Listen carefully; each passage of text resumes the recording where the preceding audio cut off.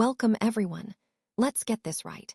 Today, I want to start by giving a shout out to the OGs who have lived this experience and allowed me to speak on their behalf. And a big thank you to the YouTube veterans, BGS, IBMOR, and Dr. Thunder, who reacted to my latest content with brutal honesty and corrections I needed to hear. I truly appreciate all of you. In this session, we're diving into 7 reasons why older men don't trust women anymore, and what must change if that trust is ever going to be restored. We'll explore what many women call emotionally unavailable, which is often just self-protection.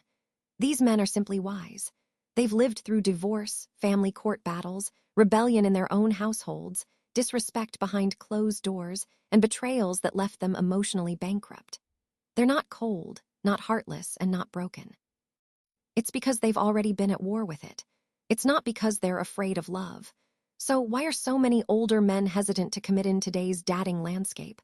Why do they date younger, keep their distance, stay silent, and come across as emotionally unavailable?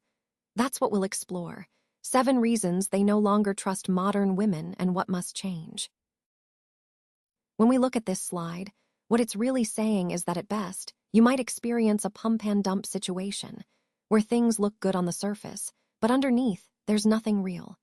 And if you can't address or fix this kind of issue, then maybe you don't truly deserve his commitment.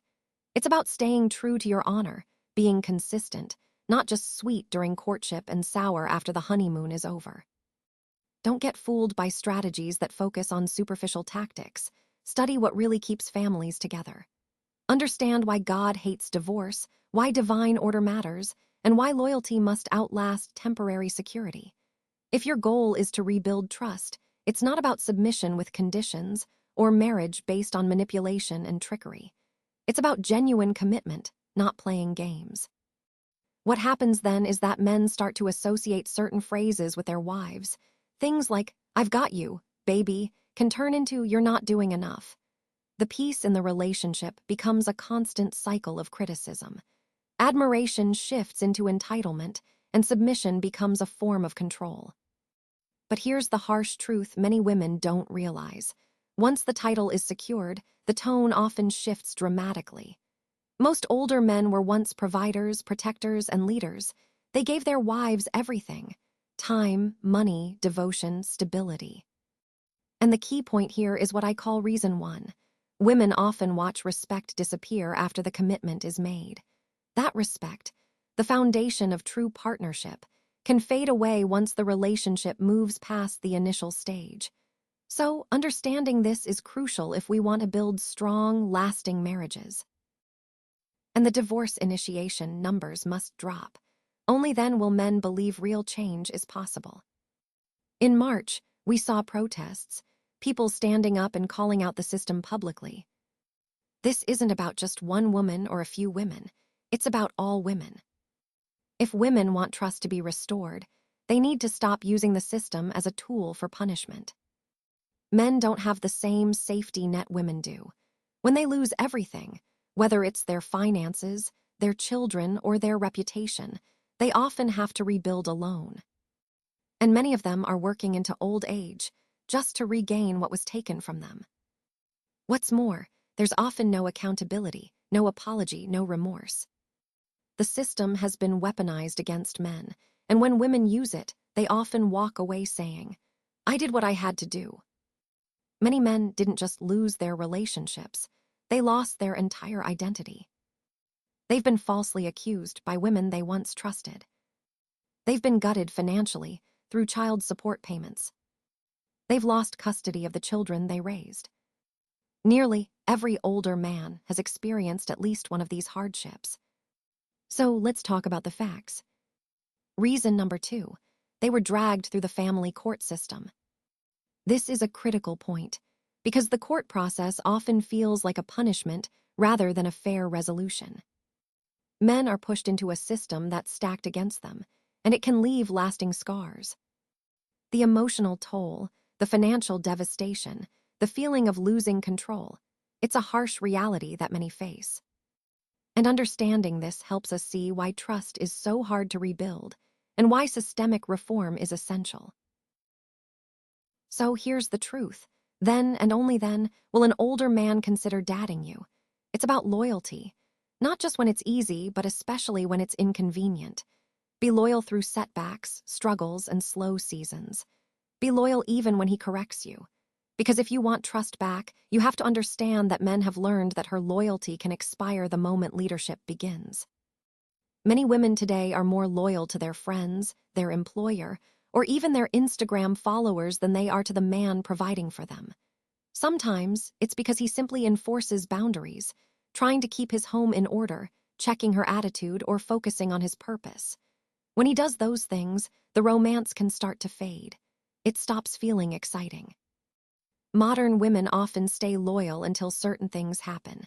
And that's because older men grew up in a time when loyalty was a virtue, something deeply valued. Today, though, loyalty has become more of a convenience. It's optional. That's why loyalty has become such a key reason why some women struggle to keep their relationships strong. Because if loyalty is seen as optional, trust can quickly erode. And ultimately, loyalty is what sustains the connection, especially when life gets tough. Let's talk about some practical ways to rebuild trust and respect in a relationship. First, stop challenging every move he makes. Instead, try to accept some structure and stability. Sometimes, that means fixing him a plate or bringing him a drink a couple of times a week. Watch how this simple act can make a big difference in how he feels seen and appreciated. If your goal is to restore trust, understand that submission isn't about losing your independence. It's about wisdom. It's about creating a safe space where both of you can thrive. Respecting his role doesn't mean oppression. It's about understanding the importance of spiritual safety and mutual respect. You can't expect him to protect and provide while disrespecting him under your own roof. When you compete with him, call it equality. When you roll your eyes at correction, call it boundaries. When you belittle his leadership, label it independence. And when you raise your voice, call it passion. These behaviors may seem harmless but can undermine the foundation of trust. Culture has a way of packaging disrespect as empowerment, and this runs deep. For example, today's rebranding of disrespect as strong woman energy is a prime illustration. It's important to recognize that what might be presented as empowerment can sometimes mask a deeper issue, the rejection of traditional roles and respect. So the key takeaway here is that disrespect has been rebranded as strength, but true strength includes humility, respect, and understanding. Recognizing this is essential as we work toward healthier, more respectful relationships. Let's talk about the idea of trying to wear the crown ourselves. Instead of focusing on dominance, we should be protecting the man who already has it. If women want trust, they often distance themselves, stay solo, and keep their peace. They do this because they understand how quickly a strong woman can turn into a tyrant once she feels secure. We see this play out in many homes ruled by emotional dominance. Leaders become yes men, providers walk on eggshells, fathers are treated like ATM machines, and husbands are turned into servants. And here's the key point. Men have observed this pattern. Older men don't just learn from their own experiences, they learn from watching others suffer in silence. This is why I say, reason number 5. They've watched other men get castrated in their own homes. They see how power is stripped away, how masculinity is undermined, and how vulnerability can be mistaken for weakness. It's a silent lesson, but a powerful one that shapes how men behave and lead. Let's talk about how male leadership is often made to feel like a crime. It's like, if a man tries to set standards or lead, he's quickly labeled as the villain. But here's the truth. Most men would choose peace over conflict with a woman every single time. Now, if women want trust to be restored, we have to understand some deeper dynamics. Every time a man attempts to introduce boundaries or standards, he's often met with resistance or criticism. Instead of feeling supported, men can feel silenced. They stop talking, they stop correcting, they stop leading. Sometimes they just leave altogether. Think about it. Say, I want peace, and it's called controlling. Say, I want order, and suddenly it's narcissism. Express, I don't want to date a promiscuous woman, and it's dismissed as insecurity. These are examples of how men are shamed for wanting structure. This is reason number 6 why men pull back. because they're made to feel guilty for simply wanting stability and clarity. It's a powerful point in understanding the broader theme of trust, leadership, and how we handle standards in relationships. Men are tired of fighting for their God-given role in their own homes. Submission must be a lifestyle, not just an act we put on. Even silence can convey resistance, and that can be felt deeply. If women want to rebuild trust, they need to understand that trust isn't rebuilt overnight. Older men have learned that what seems sweet can turn sour in an instant. Every boundary that's crossed can be seen as manipulation. Every standard can become a battleground. And every decision can turn into a debate. But behind closed doors, things often look different. There are respectful texts, a sweet demeanor, a feminine tone, and a soft voice. Modern women often know how to perform submission. But here's the key. Submission has become a performance, not just a natural posture. It's something we sometimes do to meet expectations, rather than an authentic attitude. And that distinction matters, because genuine submission flows from the heart, not just for show.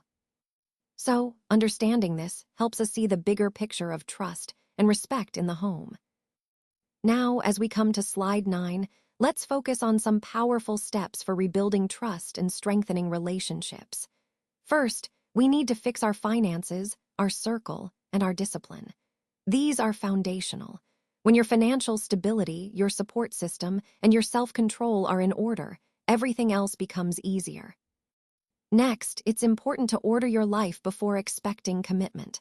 A woman who is covered, who takes responsibility for her life and her choices, naturally attracts a covering man. It's about living under spiritual order, creating a stable, respectful environment. We also want to be mindful not to bring old chaos into a new relationship. If we want peace, we need to be the peace, not the stress. That means leaving past problems behind and approaching new relationships with a fresh, calm perspective. Discretion is respect. Keeping problems private shows maturity and respect for your partner's dignity. It's about protecting your relationship by not airing dirty laundry. Then there's the importance of receiving, repenting, and rebuilding. Taking accountability rather than taking offense helps us grow. It's about owning our part and moving forward. Helping him lead instead of trying to outlead him is crucial. Affirm his efforts and contributions rather than competing. This builds trust and mutual respect. Using the courts for safety, not revenge, is about understanding boundaries and protecting yourself wisely. It's a tool for safety, not a weapon for retaliation. Finally, if you're wondering what to do if you feel you've been part of the problem, remember these solutions. They're designed to help you rebuild trust, restore respect, and create healthier relationships. This is about taking proactive, positive steps toward healing and growth.